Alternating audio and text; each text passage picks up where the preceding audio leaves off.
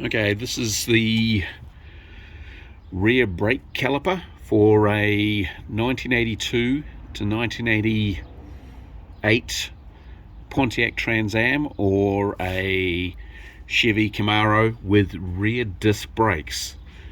The front brakes are pretty easy, but we're looking at doing the back brakes. You're going to have to take the two sort of rear Allen keys out. They will be like this. It's a big sort of hex key. Remove this top one and bottom one, and the whole caliper will actually come off. You will have to disconnect the handbrake from underneath, so there's a spring and just a cable with a ball joint on it. You'll need to slide that up and over so you can actually have that disconnected. Once that's disconnected, you're pulling the caliper actually straight off. Now what's limiting it will be the actual length of the hydraulic cable, so you'll only be able to pull it out so far, which is pretty much at this stage the easy part. The two brakes pads you'll pull on off. You can see these are actually pretty decent, there and there. Now what you've actually got here is the piston that comes out actually here. Just a quick thing to check while you're actually here, make sure that there is no brake fluid coming out of this little thing here. Now you can actually take that off, and that just gives you a quick sort of check before you actually put everything back together.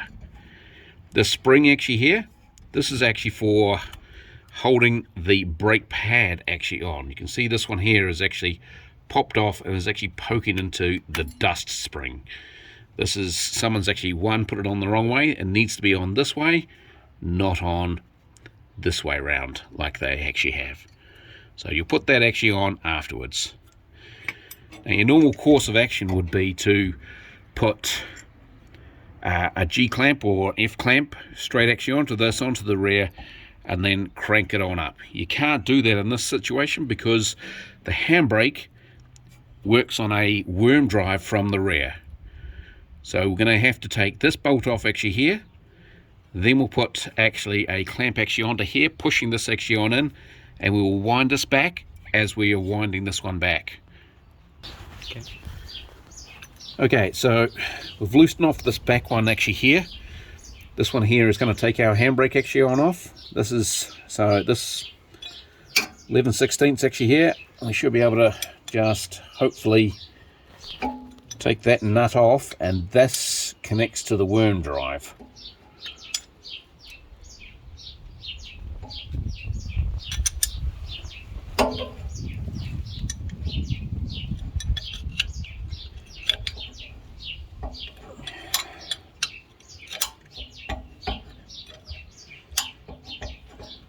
What you're also going to want to do is put some grease actually in the collars and around the ends of the bolts that it is actually going to slide actually on. Okay, so we've taken that on off. We're taking note that this is actually on the inside, so you can see this part here, this is where it's mostly going to be moving around, and that rusty side is actually where the bolt's going to be. So we're going to leave that there so we can put that straight back actually on. So the collars are these two things actually here.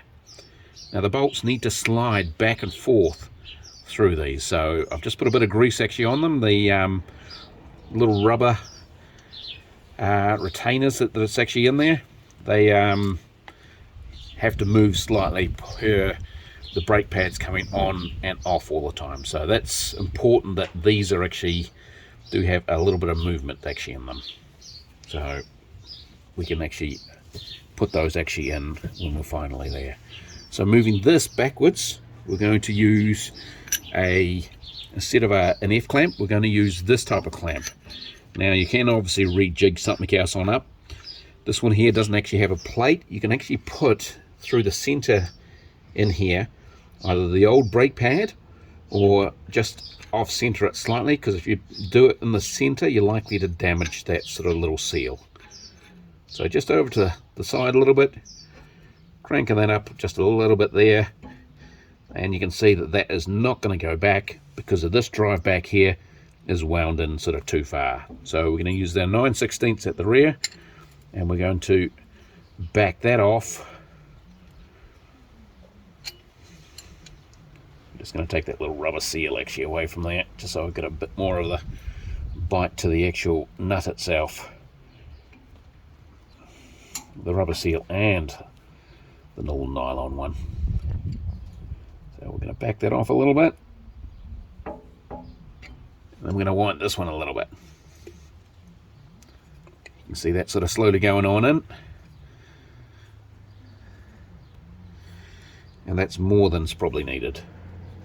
This one here actually didn't need very much because we had so much meat actually on these original brake pads.